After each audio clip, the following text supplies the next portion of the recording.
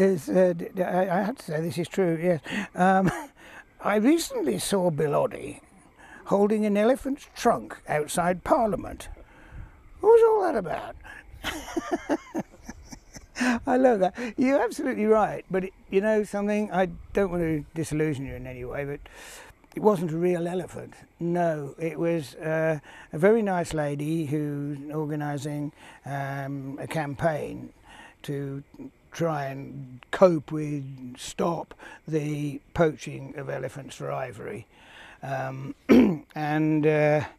there were one or two, actually there was the most bizarre collection of people, because whenever protesters or whatever we're called gather together, you'll find that at least half a dozen of them are wearing strange animal costumes.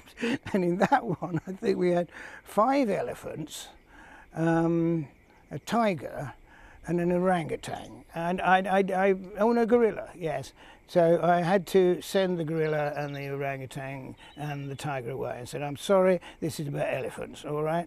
And I was simply caressing the elephant's trunk because it was not like a real elephant. It wasn't rough and that, although they're very lovely. It was sort of furry, and it was a very cold day, and I found that very comforting to wrap the trunk round me, a bit like a feather boa or something like that.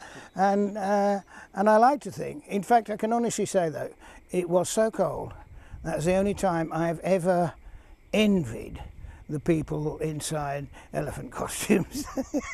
Because it must have been a damn sight warmer in there. But that's what it was, this absolutely appalling trade in this elephant poaching, and all for ivory, which is just being made into trinkets and nonsense, and it's dreadful. It is just dreadful. And also very, very dangerously is feeding some pretty nasty stuff. Big criminal rings and terrorist groups and so on and so forth. This is no joke.